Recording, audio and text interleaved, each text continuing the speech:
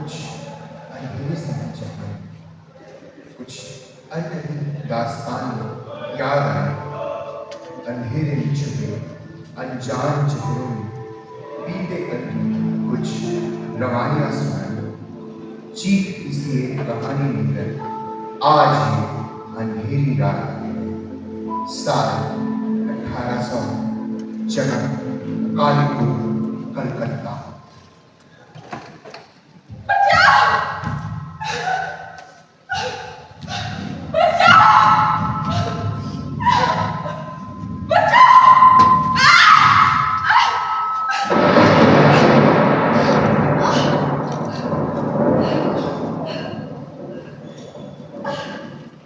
देख देख उधर ही गई होगी।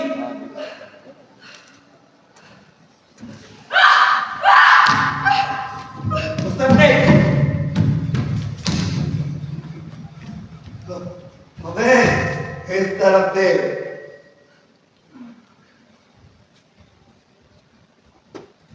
बड़ी गई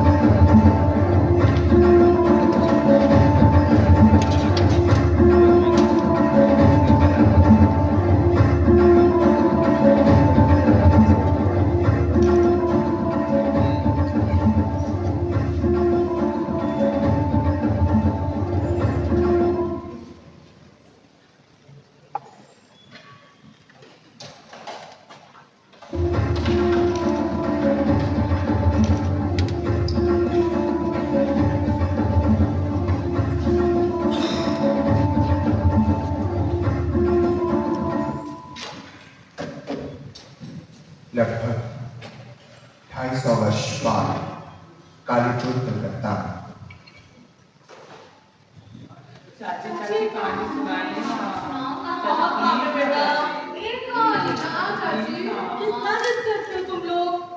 अच्छा ठीक है, सुनाते हो। आज मैं तुम लोगों को इस गांव की एक असली कहानी सुनाऊंगी। आज से कई सालों पहले इस गांव में एक बहुत सुंदर लड़की हुआ करती थी। तो मीरा सौरभ कर जाना।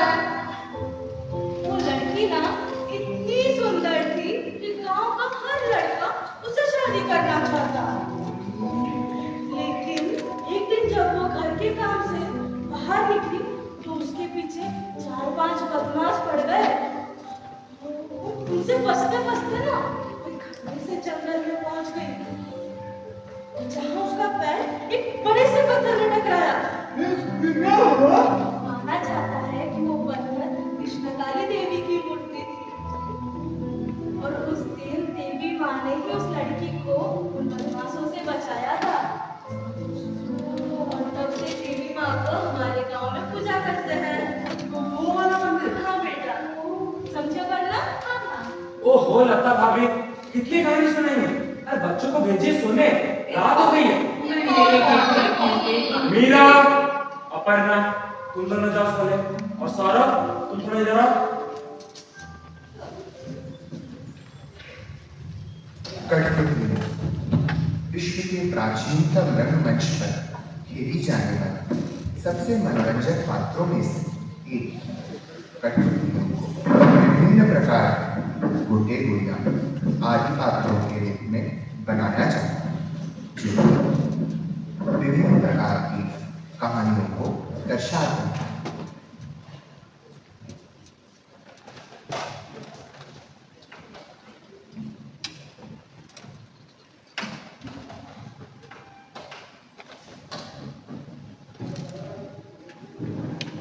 नमस्कार मित्रों, मैं आज आप सभी के लिए लाया कठपुतली का खेल, जिसका इस पूरी दुनिया में नहीं है कोई भी मेल।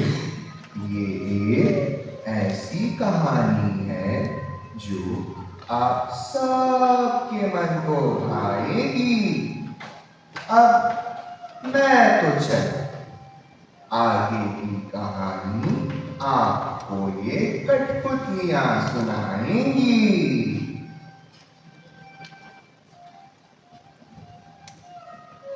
मैं आगे जाके खूब मेहनत करूंगा और तुम्हारे माँ बाप से तुम्हारा हाथ मांगूंगा।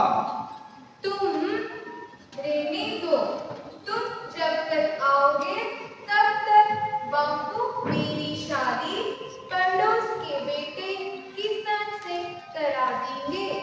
अरे भरोसा रखो मुझ पे, मैं ऐसा होने नहीं दूंगा। भरोसा तो है मुझे, मगर किस्मत में क्या लिखा वो किससे मालूम।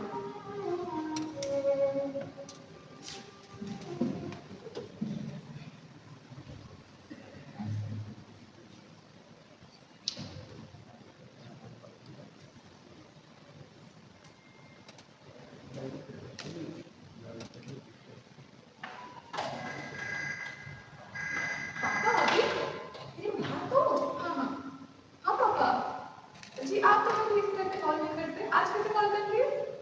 ओह अच्छा सुनिए ना, मेरा ना अभी क्लास है तो मैं आपसे बाद में बात करूँ? हाँ हाँ हाँ ठीक है, हाँ ओके बाय। मुझे बात करना हो गया हो गई, मेरा प्रश्न है सिद्धांत, ऐसा कुछ नहीं है। चुप चल, मुझे मत सिखा, मैं अच्छे से जानती हूँ तू उसे लाइक करती है, जहाँ तक मुझे पता है वो भी तुझे लाइक करता है। तो प्रॉब्लम क्या है? प्लीज तू चुप रहा कर, ऐसा कुछ भी नहीं है यार, बहुत हो गए तेरे नखरे, बहुत सुन ली मैंने तेरी। चल अब वो इधर ही आ रहा है, अब बोल दे मुझे। हाय मेरा, हाय, कैसी हो? ठीक हो? मेरा मुझे बहुत दिन से तुम्हें कुछ कहना था लेकिन नहीं बोल पाए, क्योंकि क्योंकि मुझे पता ही नहीं ये बातें करते कैसे हैं। लेकिन आज बहुत हिम्मत करके तुमसे कुछ कहने जा रहा हूँ मेरा। मीरा, मीरा मैं तुमसे बहुत प्यार करता हूँ। Meera, will you be my girlfriend? मैं इतना कुछ सोच रही बोल दे। हाँ मीरा,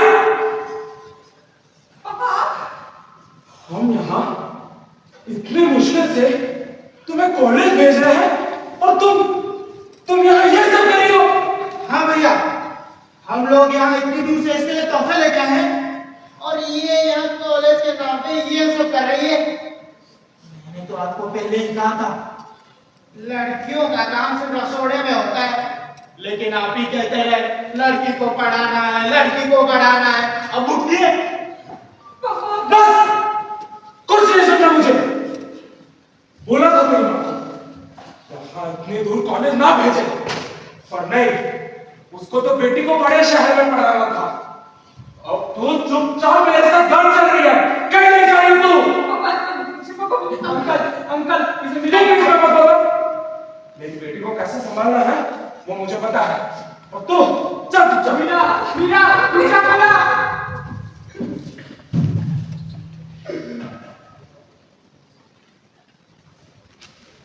अगला एक सप्ताह मीरा के लिए बहुत भयावह बीता। उसके पिता ने उसकी इच्छा के विरुद्ध उसकी सगाई एक लड़के अभिनव के साथ करा।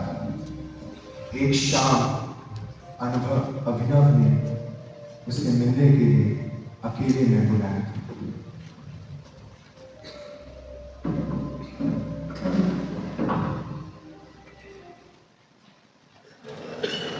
वैसे मीरा जी, मैंने सुना था कि आप मेडिकल की पढ़ाई कर रही थी, तो आपकी पढ़ाई अचानक क्यों रोक दी? कुछ प्रॉब्लम्स आ गई थी इसीलिए स्टडीज रोकनी पड़ी। पर मीरा जी, मैंने तो अगर आप बुलाना वाला पूछ सकता हूँ। मतलब मीरा जी, मैंने सुना था कि आपका कॉलेज में किसी लड़के के साथ कुछ चक्कर वक्कर चल रहा है, तो आपके माँ बाप ने सोचा कि किसी अच्छे लड़के से की शादी करा देते, सब ठीक होगा। मतलब मीरा जी मुझे बातें सुनी थी। आपके कहने का मतलब क्या है? मीरा जी, आपको बुरा मान लीजिए, गलत समझ लीजिए, मैं वैसा इंसान हूँ नहीं। वैसे भी मुझे किसी के पास से कुछ फर्क नहीं पड़ता। मैं आपका प्रसिद्ध मीरा जी, और अगर आप चाहें तब तो फ्यूचर भी बनना चाहूँगा।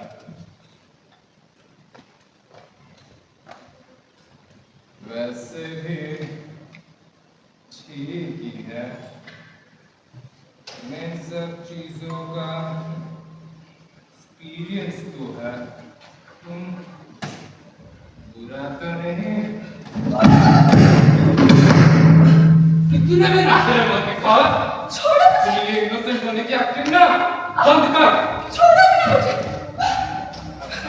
दूर रहो मुझसे, तो कभी ना। ये सब क्या कर रहे हो? अभी इधर आ। मुझे क्या लगा? मुझे पता नहीं चलेगा। मेरे कॉलेज लाइफ में कितनी बॉयफ्रेंड रह चुके हैं। अभी तो नहीं। अभी ना प्लीज। क्या निकालोगे ना तुम्हारा? मेरा हाथ बनता है तुझे। सगाई हुआ है हमारा।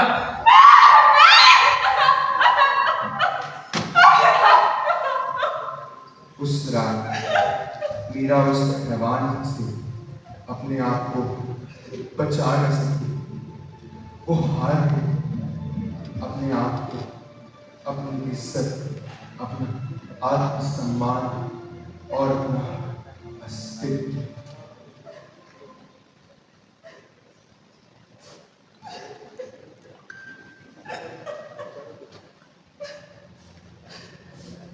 क्यों? अभी मेरे सामने क्यों?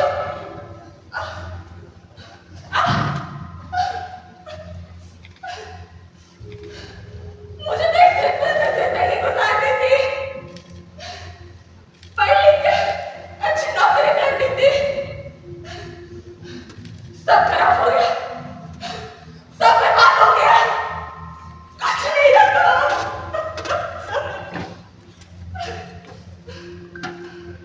रोज रोज ऐसे करने से अच्छा है बेबादी कर जाओ।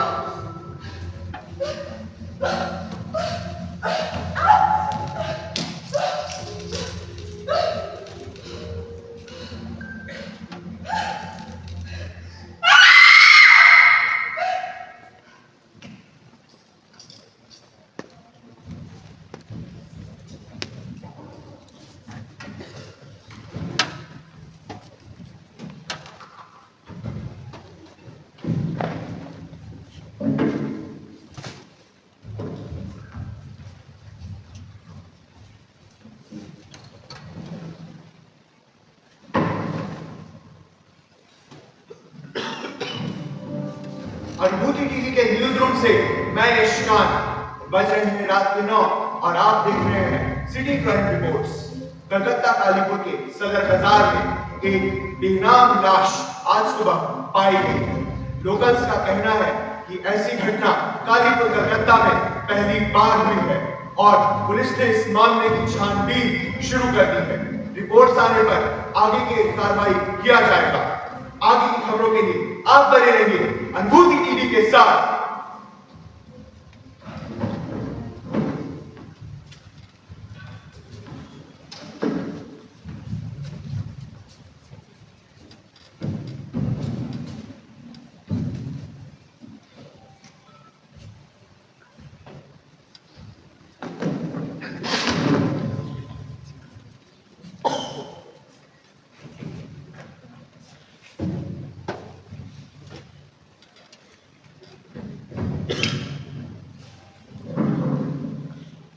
मुझे तो इस मर्द जात पर ही भरोसा नहीं है। तुम ऐसा क्यों बोल रही हो? आप सब एक जैसे तो नहीं होते। अरे रहने दो ये चोचले, तुम सब एक ही जैसे हो, सब के सब। पता नहीं तुम जिंदगी को अपने अतीत के पर्दे से देखना कब बंद करोगी? शायद तब जब ये दुनिया स्त्रियों के साथ मनुष्यों जैसा व्यवहार करना सीख जाएगी। मीरा के घर पर उसकी छोटी बहन अपर्णा और उसकी मां लता दोनों उसके बड़े चाचा के देहांत के बाद मनोज और उसके बेटे सौरभ के साथ रहते हैं। अपर्णा के पिता के बाद यही दोनों का एकमात्र आसरा। एक शाम अचानक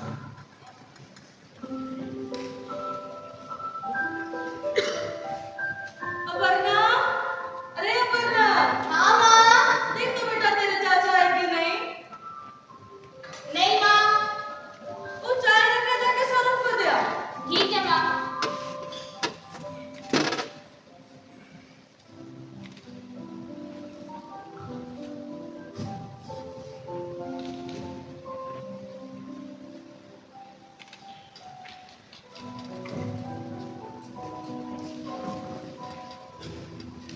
सौरभ, तुम्हारे लिए चाय लाई हूँ।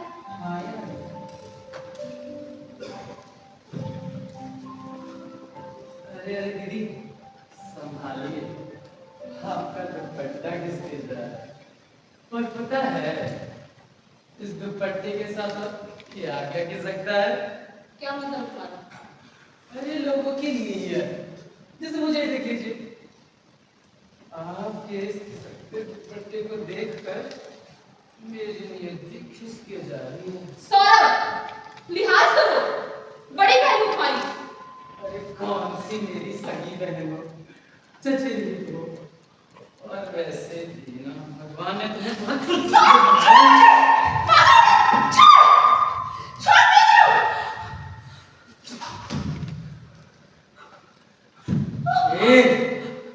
तूने रसीले रसीले होठ है ना, ये बंदी रहे तो अच्छा लगता है, वहां जाके फेंका लेना। सौरभ,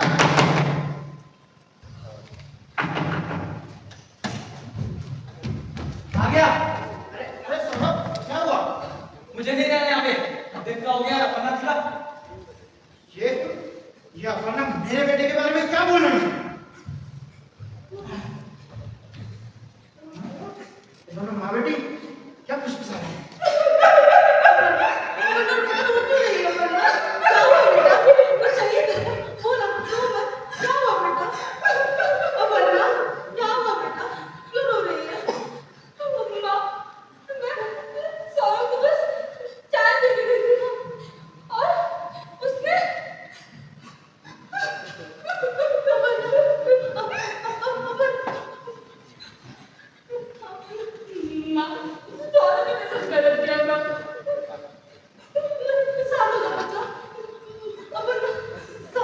अरे अरे काम जल्दी कल मुही, हाँ? क्या बोल रही है? क्या बोल रही है? मेरे बेटे के बारे में बोलती है, मेरे बेटे के बारे में आ होंगे, हाँ? गलती करे तू और बदनाम मेरा बेटा। चुप कर बुढ़िया, तेरे पति के मरने के बाद तू और ये तेरे तेरे दोनों बच्चे सब मेरे पैसों पे चलते हो। और तू, हाँ? तुझमें अगर अगर होती ना तो अपने सलवार में डर से गई थी मेरे बेटे के सामने। चुप कर। एक बात याद रखो तुम सब, अगर ये बात कहीं बाहर फैलाई ना तो इस मनोज से टुकड़ा कोई नहीं होगा। हर मनुष्य आ गए सब लोग मेरे छाती पे मुंह डालने।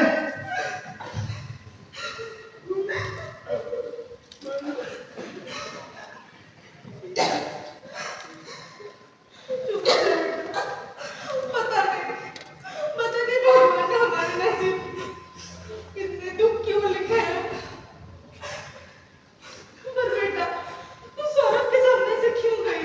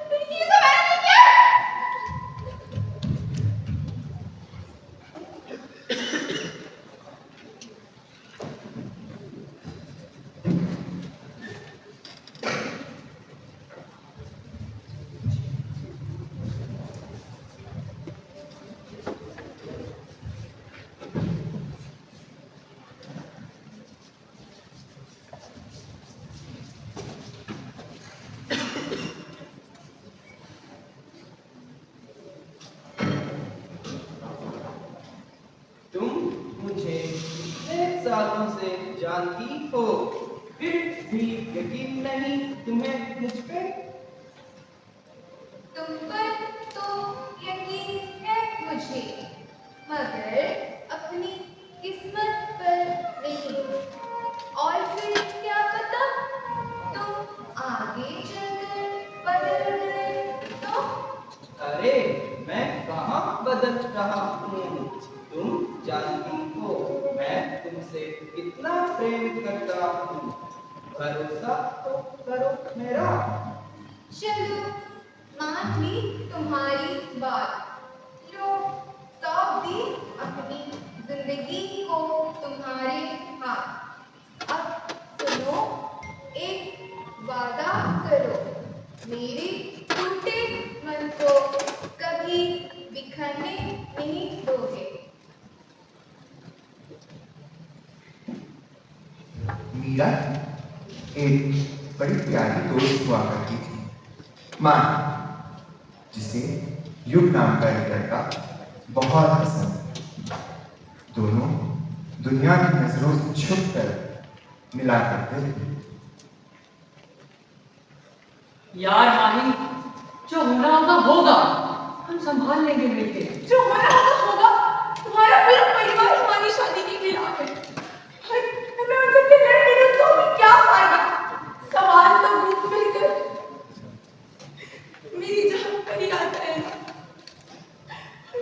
और मैं भी जानती हूँ, मैं छोटी जात की, हमारे परिवार मुझे कभी नहीं अपना पाएगा। ये कभी नहीं। रो मत माही, चलो मेरे साथ, हम अभी कभी शादी कर लेंगे। तुम होश में तो हो। हाँ माही, अपने पूरे होशो आवाज में हूँ मैं, इसलिए कहता हूँ हम अभी कभी शादी कर लेंगे, ताकि फिर कोई चाहकर भी हमें लगना कर पाए। क्या कह रहे हो यू? और तुम्हारे परिवार वाले तो क्या? उनका गुस्सा होना तो जायज है मामी, पर वक्त के साथ वो भी हमें अपना लेंगे। मैं उनसे बात करूंगा, तुम बस भरोसा रखो मुझ पर।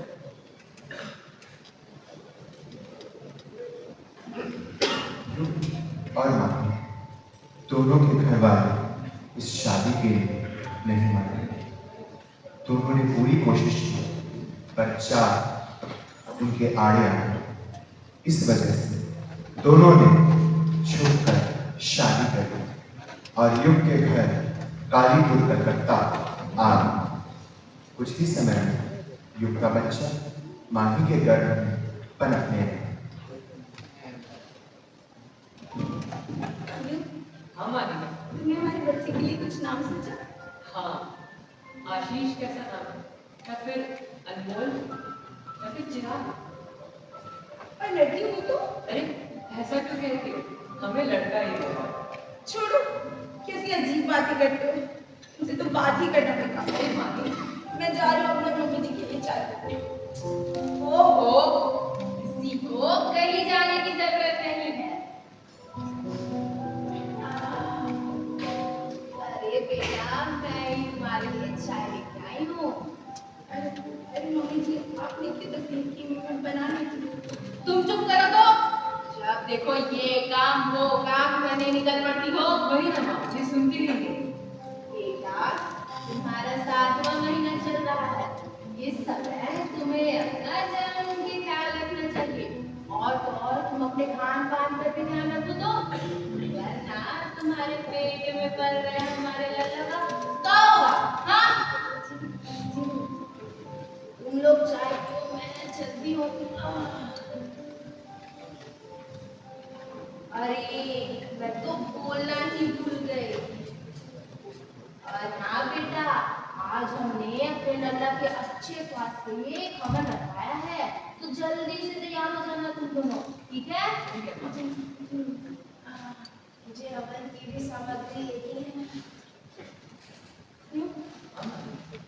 ये कहीं वही पूजा तो नहीं जिसके बारे में तुम्हारी मम्मी जी मुझसे बार बार कह रहे थे कि वो करने से पता चलेगा कि मेरी कोख में लड़का है या लड़की?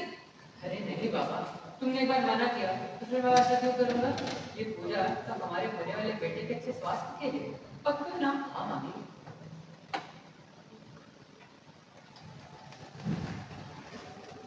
अंधविश्वास भारत के समाज में व्याप्त एक ऐसी समस्या है जिसका समाधान पीढ़ियों से नहीं हो सका। ये ऐसा रोग है जिससे ग्रसित मनुष्य अपना भी नाश करता है, और ये न जाने कितने ही मासूम जिंदगियों को बलि चढ़ा दिया। रक्त रक्त रक्त रक्त पिशाची नय स्वाहा। रक्त रक्त रक्त रक्त पिशाची नय स्वाहा। यज्ञ यज्ञ यज्ञ यज्ञ स्वाहा। दागी दागी दागी दागी स्वाहा।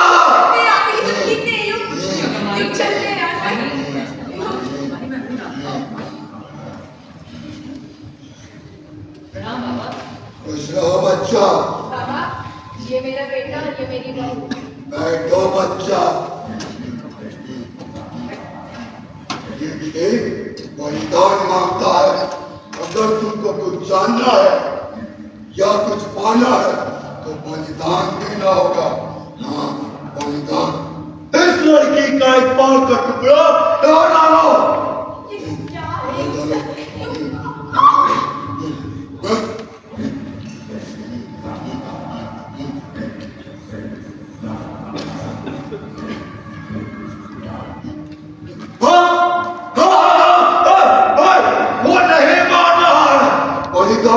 बड़ा बलिदान चाहिए। बड़ा बलिदान। हाँ, रक्त चाहिए। रक्त चाहिए।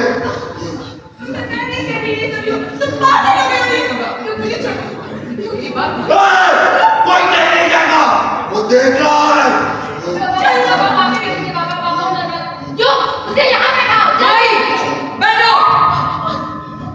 अरे रक्त दो, जल्दी दो।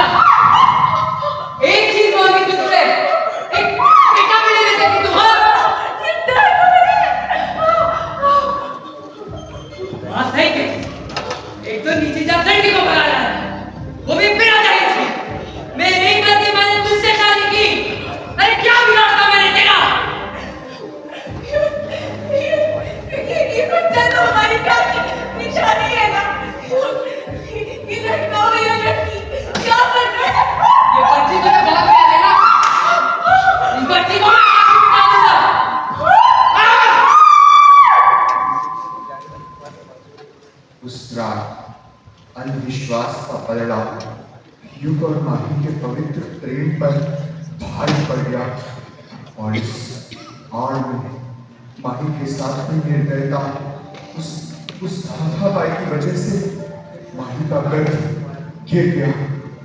माही ये सदमा बर्दाश्त न कर सका।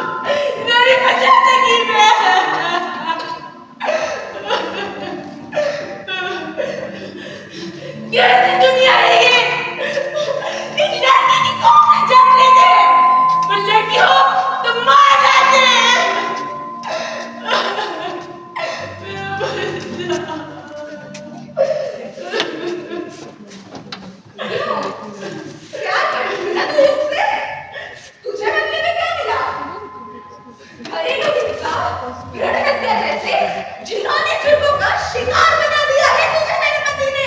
मीरा, तुझे किसे पता ये सब? मेरे बच्चे के हत्या का बदला नहीं लेने तू। क्या कह रही है मीरा? तुझे उठना होगा मीरा, तुझे उसे मारना होगा।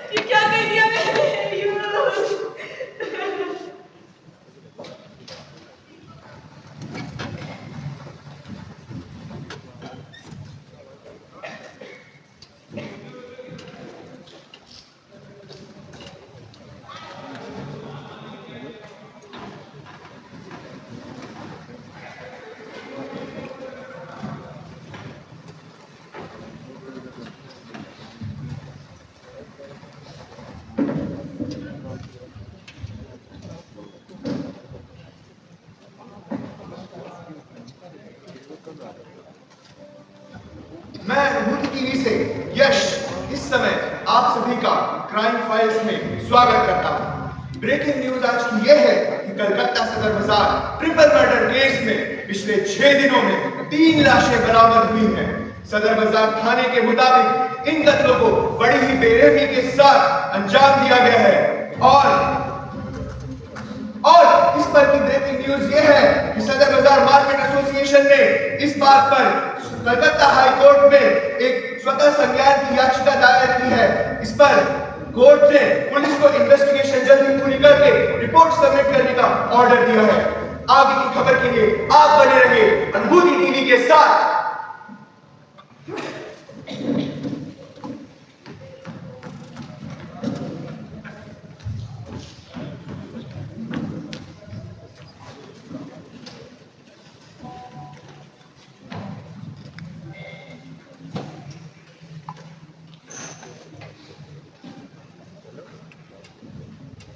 मेरी कहा था ना तुम बदल जाओगे।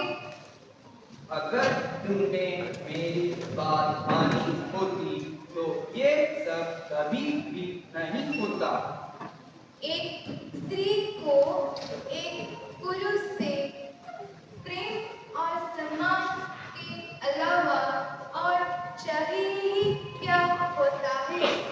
तुम लड़कियों को न्याय और इंसाफ के नारे लगाने के अलावा और आता ही क्या है? पर तुम मर्द स्त्रीत्व की अहमियत कभी समझ ही नहीं पाते।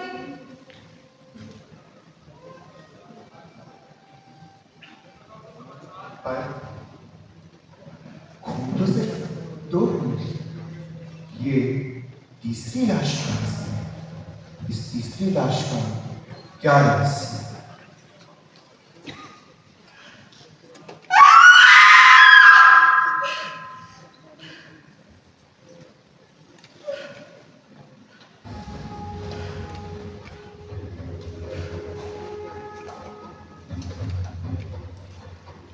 क्यों रे? मरने जा रही है, खुदकुशी करने जा रही है। क्या यही अंत है तेरी कहानी का? कौन हो तुम? ये सब क्या हो रहा है? मैं हमेशा से तेरे साथ हूँ।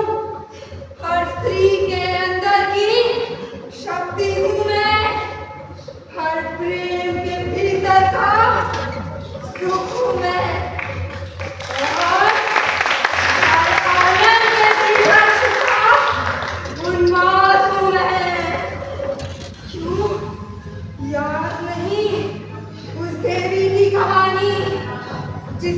बारे में तेरी माँ तुझे बचपन में सुनाया करती थी।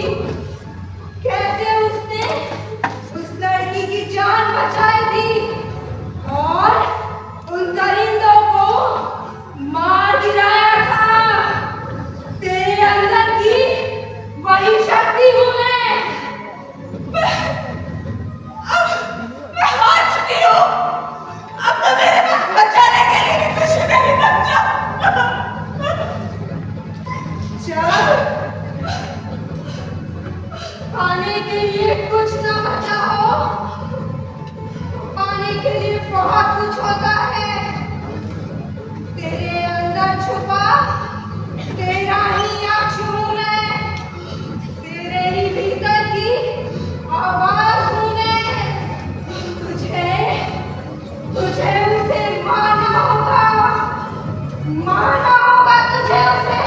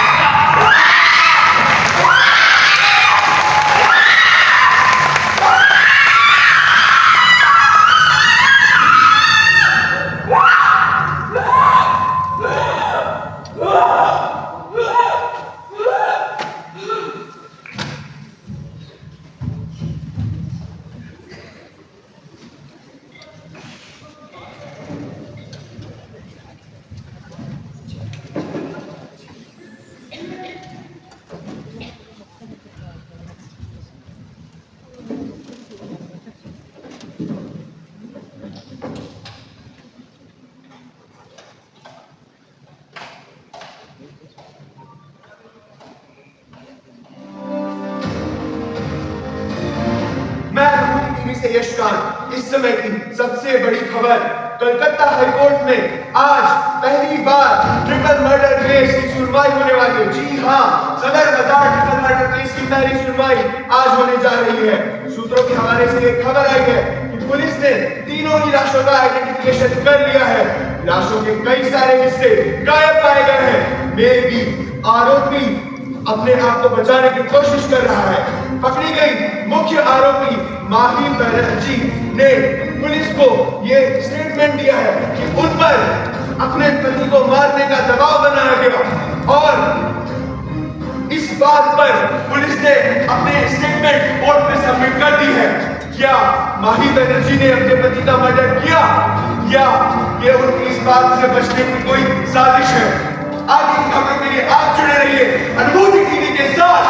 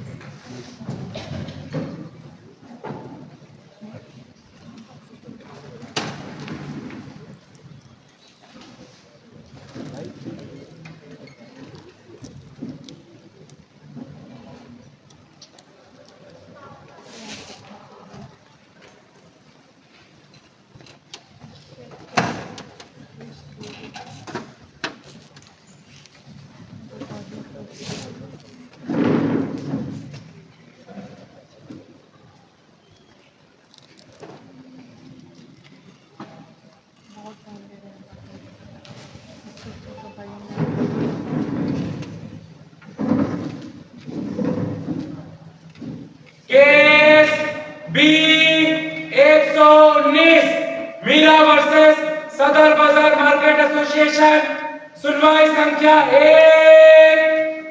हाँ तो पब्लिक प्रोसिक्यूटर केस की सुनवाई शुरू की जाए। डिटेल्स में बताइए केस क्या है। Good morning my Lord. आपको तो पता ही होगा कि आजकल फिल्मों का क्रेज कितना है और अक्सर साधारण लोग अपनी आम जिंदगी को फिल्मों के साथ जोड़ना कितना पसंद करते हैं। अभी हाल फिलहाल में एक मूवी आई थी अपरिचित।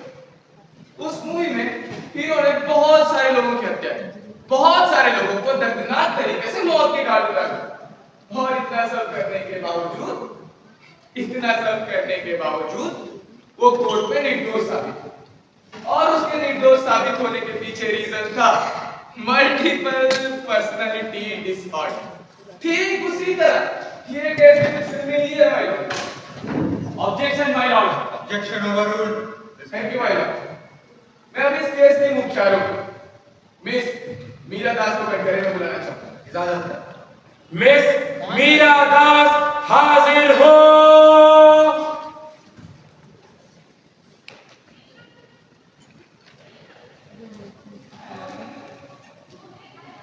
जैसे कि मैंने आपको बताया कि उस मूवी में एक बीमारी का सहारा लेकर एक गुनहगार को बेगुनाह साबित कर दिया गया। ठीक उसी तरह यह मैडम भी अपने आप को इस केस से बचाना चाहती है। इस केस की प्राइम अक्यूज मिस मीरा दास ने नहीं खुद हत्या की बल्कि दूसरों को भी हत्या करने के लिए मजबूर कर दिया और इतना सब होने के बाद ये अपने आप को मल्टीपल पर्सनालिटी डिसऑर्डर से पीड़ित बता रही है। बड़ा एक फिल्मी तरीका चुना है मिस मीरा आपने इस केस से बचने का। Objection my Lord. केस को गलत तरीके से पेश किया जा रहा है। Objection overruled. Please continue. Thank you my Lord.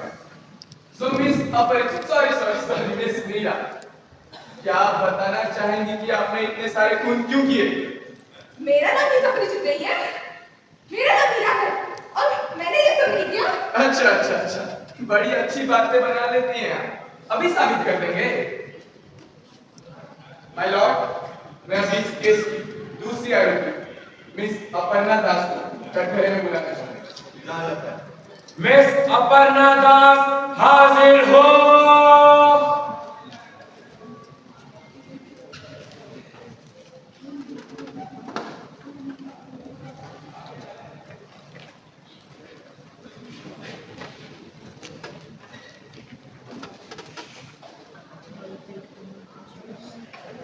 My Lord, ये चुन्नी पुलिस को घटनास्थल से प्राप्त हुई। मैं मिस अपर्णा से पूछना चाहूंगा ये चुन्नी किसका? ये चुन्नी के बारे में ये क्या जानती? ये चुन्नी मीरा ने की है और उन्होंने उस दिन पहनी भी थी।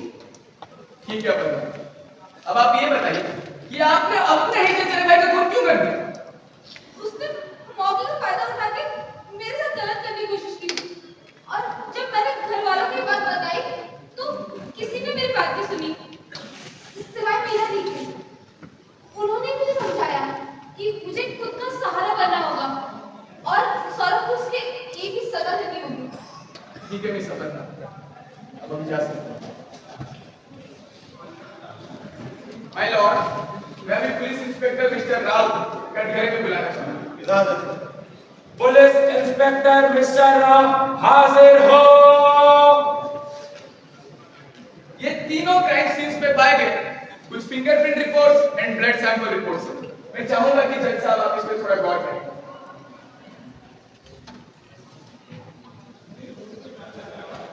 मैं अभी मिस्टर राव से पूछना चाहूंगा कि मैंने जो सारे रिपोर्ट्स अभी जज साहब को सबमिट किए उन सारे रिपोर्ट्स के बारे में आपका इन्वेस्टिगेशन क्या कहती है? अయ్యో सर जी, हमें तीनों क्राइम सीन से कॉमन फिंगरप्रिंट मिले थे और वो मीरा जैसे मैच करते थे और हमें तीनों बॉडीज के कुछ बॉडी पार्ट्स मिसिंग मिले थे जैसे हाथ, आंख और पैर। और इसमें इंटरेस्टिंग बात ये है कि हमें तीनों बॉडीज के ब्लड सैंपल रिपोर्ट्स एक ही बॉय आदमी के कपड़ों पे मिले थे और कोइंसिडेंटली वो मीरा जी के थे। Thank you mister Rao, thank you. आइयो मेंशन नॉट ऐसे बड़े केसेस आते रहे तो मेरा मुझे तो पक्का है जी।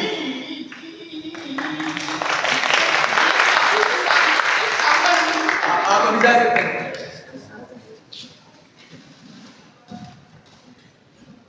तो इन सब के बारे में आप अभी क्या कहना चाहेंगी मिस्टर परिचित? ऑब्जेक्शन माय लॉर्ड, मेरे कैरेक्टर को वो करने की कोशिश किया जा रहा है। प्रभु, क्रिमिनल को कैसे प्रभु करना है? और मैडम, ये सब जो नाटक है ना आपका, आप वही मत करिए। माय लॉर्ड, मैं अपने काबिल दोस्त को ये याद दिलाना चाहता हूँ कि जब तक जो साबित नहीं हो जाता तब तक आरोपी दोषी माना नहीं जा सकता। साबित नहीं हुआ है तो साबित कर देंगे। Order order, please maintain the decorum of the court. Defence, please continue. Thank you my Lord. My Lord, ये मेरे क्लाइंट के मेडिकल रिपोर्ट्स। मीरा जी कई दिनों से डॉक्टर के कंसल्टेंसी में थी और इसी ऑब्जर्वेशन के दौरान ये पता चला कि उनके ऑब्जर्वेशन या फिर जो बिहेवियर ट्रेट्स थे उसमें बहुत सारे चेंजेस दिखने में मिले। इट्स लाइक ये जो मीरा जी है ना, ये मीरा जी नहीं पर कोई और है। और इसी सिचुएशन के बेसिस पर डॉक्टर ये सस्पेक्ट करते हैं कि Meera ji multiple personality disorder नामक एक मेंटल कंडीशन से पीड़ित है। वाह, वकील साहब, बड़ी फुर्सत से आपने ये कहानी लिखी है। माय लॉर्ड, मैं अभी इस केस तीसरी आरोपी मिसेस माही बनर्जी को कटघरे में बुलाना चाहता हूँ। You may proceed. मिसेस माही बनर्जी हाजिर हो।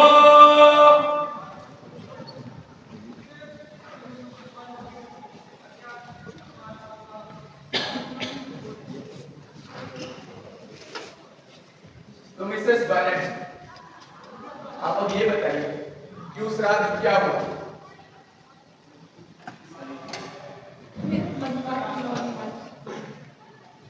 माँ बनने वाली थी और फिर एक दिन मेरी सास और मेरे पति मुझे जबरदस्ती किसी ढोंगी के पास ले गए ये जानने के लिए मेरे कोख में लड़का है या लड़की।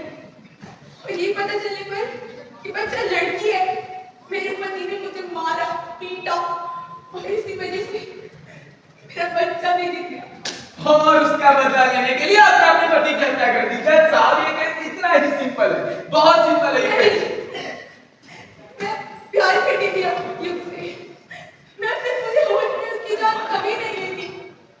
भले ही उसने मेरे साथ बहुत बुरा किया, फिर मैं उसे अपने हाथों क्यों मारती? पर उस दिन जब मीरा मुझसे मिलने आई, तो मुझसे युग को मार डालने की बातें करने लगी। और इसके बाद जैसे मैं अपने ही बस में नहीं थी। और जब तक मैं होश में आई, युग मेरे सामने मृत पड़ा था। जैसा उस दिन कुछ तो अजीब था, जो ना तो मैं खुद समझ पाई और ना वो समझा था। ठीक है मिसेस बनर्जी, आप अभी जा सकते हैं। तो माय लॉर्ड, इन सब से क्लियरली साबित होता है कि इस तीनों खून के पीछे मास्टरमाइंड थी मिस मीरा दास। बड़े प्लानिंग के साथ आपने तीनों खून को अंजाम दिए हैं ना मिस मीरा? मैंने कोई खून नहीं किया है। कोई खून नहीं किया है, कोई खून नहीं किया आपने। तो सारे गवाह आपके केस में क्यों है? आप सब मुझे गलत समझ रहे हैं। क्या गलत समझ रहे हैं? ऐसे मुजरिम बहुत देखे मैंने। आप क्रिमिनल हैं। मैं क्रिमिनल नहीं हूँ। आप क्रिमिनल हैं, क्रिमिनल हैं, क्रिमिनल हैं। साहब, अपने क्लाइंट को संभालिए।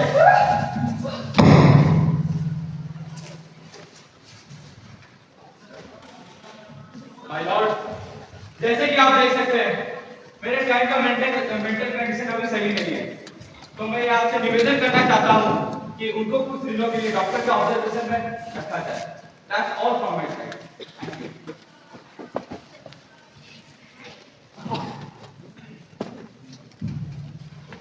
सारे गवाहों और सबूतों को मद्देनजर रखते हुए ये अदालत इस नतीजे पर पहुंची है। अपर्णा और माही ने 2 लोगों की हत्याएं की। अपर्णा के नाबालिग होने के कारण 12 लाख में उसे भेजा जाए और माही को हत्या करने के जुर्म में आईपीसी सेक्शन 302 के तहत उसे 7 साल की सजा सुनाई गई। और माही के बच्चे के साथ जो भी हुआ वो बहुत ही गलत हुआ। उसको नजर में रखते हुए अदालत माही की सास सुनीता बनर्जी को 5 साल की सजा सुनाती है। और मीरा को 6 महीने के लिए डॉक्टर्स के अंडर ऑब्जर्वेशन में रखा जाए और ये डॉक्टर को ऑर्डर दे दिए 6 महीने बाद एक डिटेल रिपोर्ट दी जाए मीरा जी के ऊपर। The court is adjourn, the reports are submitted.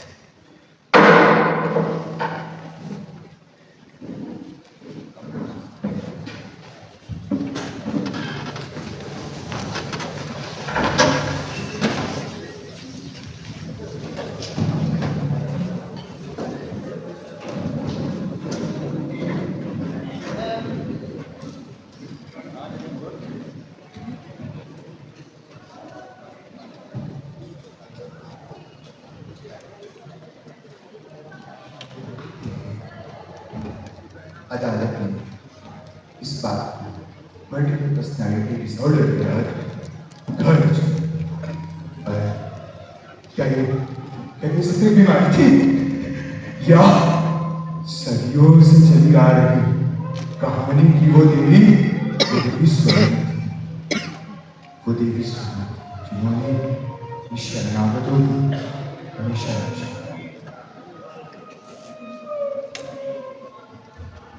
Meera को इस बीमारी से निकलने में 6 महीने का समय लगा, जिसके बाद उसने वेदांत से शादी कर एक एनजीओ की स्थापना की और बलात्कार पीड़ित लड़कियों के लिए काम किया। अपर्णा ने रिहैबिलिटेशन सेंटर से लौटने के बाद इस समाज में जितने भी अनाथ बच्चे हैं उनके लिए शिक्षा का काम किया और माही ने सेल्फ हेल्प ग्रुप की स्थापना की और गांव के क्षेत्रों में अंधविश्वास के विरुद्ध लड़ाई लड़ी।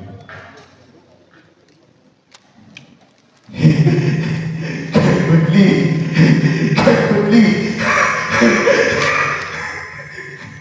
क्या है ये सिर्फ एक खेल है, इस सच्चाई है इस दुनिया की। लाशों के वो टुकड़े, उन टुकड़ों के बारे में तो किसी ने पूछा ही नहीं। क्यों? वो तो मेरे पास है। ये हाथ उस अभिनव का है जिसने मेरी दीदी को और ये सिर उस सौरभ का है जिसने अपर्णा दीदी का बलात्कार करने की कोशिश की थी।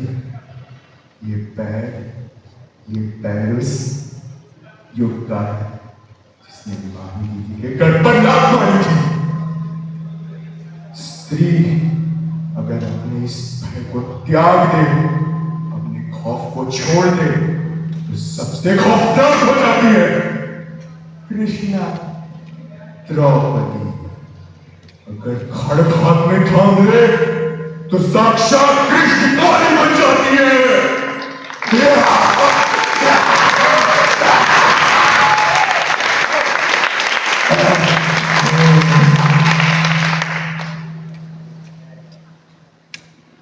अनुभूति नाट्य संघ द्वारा प्रस्तुत ये था नाटक